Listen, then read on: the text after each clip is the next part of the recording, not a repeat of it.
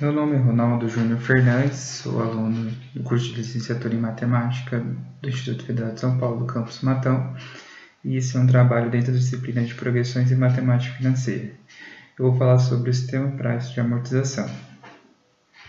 Antes de falar do sistema Price propriamente dito, descrever como ele funciona, a gente precisa definir o significado de amortização.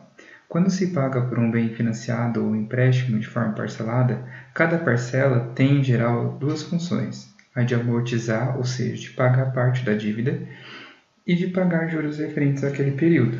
Então, podemos dividir cada prestação em duas partes. A parte equivalente ao dinheiro que vai ser dado para saldar a dívida e a parte que vai ser referente ao pagamento de juros. O sistema Price de amortização é o nome dado em homenagem ao seu desenvolvedor, o matemático inglês Richard Price. Esse sistema é conhecido lá fora do Brasil como sistema francês de amortização.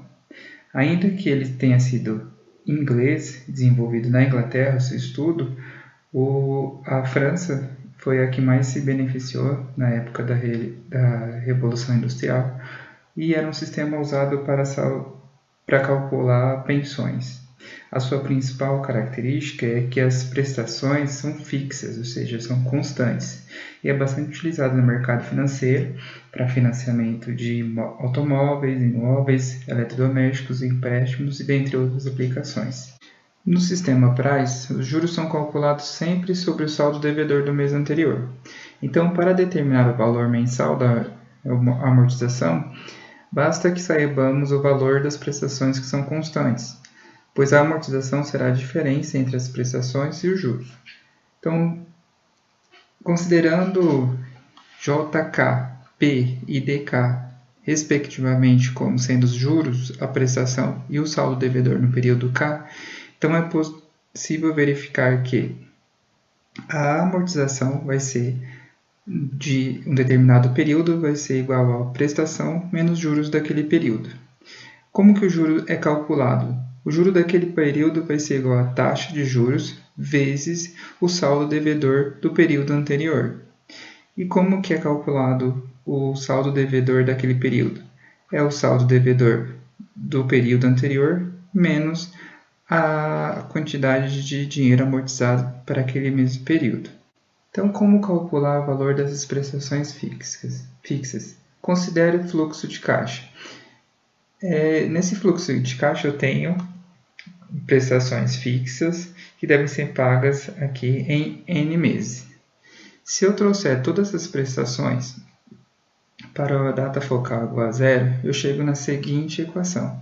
Essa equação diz o seguinte, que o valor do dinheiro que eu peguei emprestado ou que eu financiei deve ser igual a todas as prestações trazidas para aquele período.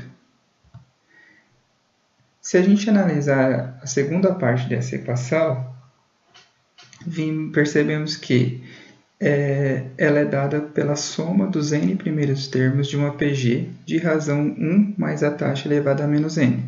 Então, se fizermos a soma dessa progressão geométrica, a gente tem que o primeiro termo da minha progressão vezes a razão elevada ao enésimo termo, que no nosso caso seria o menos n, menos 1 dividido pela razão menos 1. Trabalhando um pouco com essa equação, a gente chega que o valor da prestação pode ser calculado através dessa seguinte forma, mas não é necessário decorá-la porque a gente vai deduzir como chegar a esses valores da prestação com um exemplo mais adiante.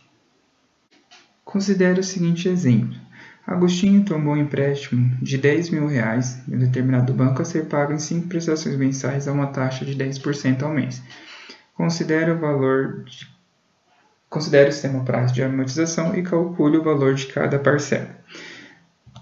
Criando o fluxo de caixa para esse problema do empréstimo de Agostinho, a gente tem então 5 parcelas fixas que deverão ser pagas em 5 meses. Trazendo todas essas parcelas para a data focal igual a zero, a gente chega na seguinte equação, em que eu tenho que o lado direito dessa equação é uma PG de razão 1,1 elevado a menos 1, certo? Então, fazendo aqui, aplicando a fórmula da soma de uma progressão geométrica e substituindo os valores, os respectivos valores, a gente encontra o valor da prestação. Então, neste caso, a prestação que Agostinho vai ter que pagar durante esses 5 meses é de R$ 2.637,97. Bom, vamos explorar um pouco mais o sistema Price. Criando uma tabela em que eu tenho o período em meses, a dívida, juros, amortização, as parcelas e o saldo devedor, a gente consegue preencher todos esses valores, todas essas linhas, utilizando aquelas fórmulas que foram apresentadas, que são características do sistema Price, do saldo devedor, dos juros e da amortização. Então, para o primeiro mês, a gente tem que a dívida do Agostinho é de R$10.000. Ele pegou 10 mil e deve 10 mil. Então, aplicando a fórmula, esse saldo devedor vezes a taxa, então eu obtenho a quantidade de juros. Juros é calculado por essa fórmula. Neste caso, 10% de 10 mil, R$1.000. Como que é calculado, então, o valor do dinheiro que vai ser amortizado na minha dívida? Então, é a prestação menos o juro daquele período. Então, vai ser o valor da prestação que é fixa, por isso que eu repeti todos os valores aqui nessa coluna, menos os juros, que dá R$ 1.637,97. E o meu saldo devedor agora é o quê? A minha dívida anterior menos o valor que foi amortizado, ou seja, 10 mil menos o valor da amortização, R$ 1.627,97, que chegamos ao valor do novo saldo devedor do Agostinho, que seria de R$ 8.362,03. Já para o segundo mês, a gente tem a seguinte condição. O saldo devedor de Agostinho, dado pelo cálculo do mês 1, é de 8.362. Agora, a taxa de juros vai incidir sobre esse novo saldo devedor. Então, calculando 10% desse novo saldo devedor, eu chego à quantia de R$ 836,20. A quantidade de amortização de dinheiro amortizado, ou seja, descontado na dívida do Agostinho, é igual ao valor da prestação, que é fixa, menos a quantidade de juros que ele pagou. Então, 2.637, que é o valor da prestação, menos 836, é igual a 1.801,77, que é o valor que vai ser abatido na sua dívida. Então, o saldo devedor de Agostinho, depois de ter pago a segunda prestação, vai ser igual a o saldo devedor do mês 2, do anterior, 8.362, menos a quantidade de dinheiro amortizada. E eu chego ao valor de R$ 6.560,26. Procedendo dessa mesma maneira que nós fizemos para os 2 primeiros meses, a gente consegue preencher todos esses valores da tabela até chegar aqui ao saldo devedor igual a zero, no quinto mês. Como que se dá a representação gráfica do sistema Price? No sistema Price aqui eu tenho que as prestações são fixas, ou seja, constantes. Então, elas não variam com o passar do tempo, já que eu tenho aqui no eixo X o tempo e aqui no eixo Y a quantidade de dinheiros, né? Então, eu tenho o seguinte, que os juros, que está dado em verde aqui, ele vai diminuindo com o passar do tempo, conforme eu vou pagando essa dívida.